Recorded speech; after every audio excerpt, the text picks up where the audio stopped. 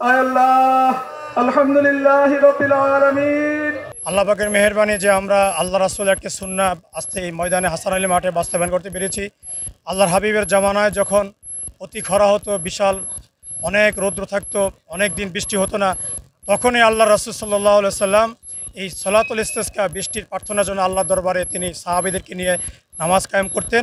ঠিক ওই ধারা অনুযায়ী, ওই সুন্নাহ অনুযায়ী আমরাও আজকে হাসানের চাঁদপুর সরকারি হাসানের প্রাথমিক বিদ্যালয়ের মাঠে সলাতুল ইস্তিসকা নবীর স্মরণে নবর ইত্তেবা আল্লাহ রাসূলকে স্মরণ করে আমরা বৃষ্টির জন্য নামাজ পড়েছি। চাঁদপুরের বাসিন্দাদেরকে নিয়ে আমরা নামাজের মধ্যেই আলহামদুলিল্লাহ অনেকক্ষণ বৃষ্টির যে পূর্বাভাস, ঠান্ডা বাতাস, আমরা ঠান্ডা বাতাস অনুভব করতে পেরেছি। আমরা আশাবাদী ইনশাআল্লাহ অচিরেই মহান আল্লাহ তাআলা আমাদের বৃষ্টির ব্যবস্থা করে দেবেন। মূলত বৃষ্টির আশায় আর কি, যত প্রচণ্ড রোদ পড়ছে এবং গরমের কারণে সবাই অতিষ্ঠ আর কি, সেজন্য আমরা সে গরম থেকে মুক্তি পেতে বৃষ্টির উদ্দেশ্যে আর কি আল্লাহ যত আমাদেরকে চাঁদপুরবাসী সহ পুরো সারা দেশে যেন বৃষ্টি দেয় আর কি, সেই উদ্দেশ্য করে আমরা আজকের এই নামাজটা আদায় করি আর কি। এটাকে বলে ইস্তিসকার নামাজ, এটা পড়া সুন্নাত, আল্লাহর রাসূলও পড়েছেন কেমন।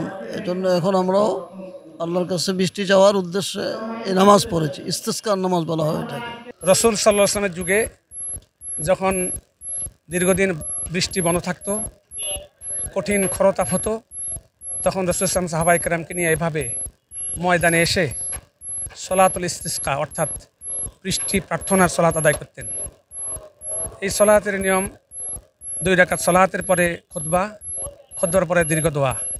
আমরা ঠিক সেভাবেই আজকে সলাতুল ইস্তিসকা আদায় করেছি।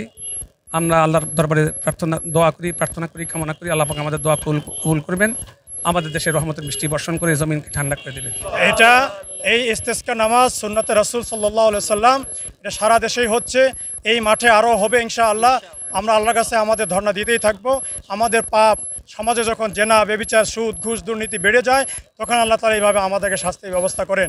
আমরা যখন নিজেরা ইস্তেলা হয়ে যাব, আমরা গুনাহ কমিয়ে ফেলবো, আমরা যখন ইস্তেগফার বেশি বেশি করব, বাসা বাড়িতে মা বোন যারা আছেন তারা ইস্তেগফার করব, মাঠে ময়দানে, অফিসে আদালতে, রিক্সাওয়ালা, শ্রমিক, মজুরি, যে যেখানে আছে আমরা সবাই বেশি বেশি ইস্তেগফার করলে আল্লাহ তাআলা খুশি হয়ে আমাদের গুনাহ মাফ করে দেবেন, তিনি বৃষ্টির ব্যবস্থা করে দেবেন।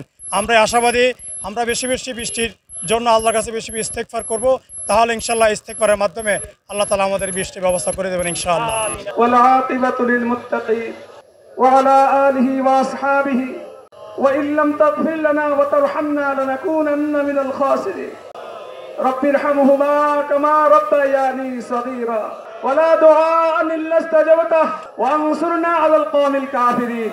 আল্লাহুম্মা আনজিল আলাইনা সাইয়্যিবান নাফিআ।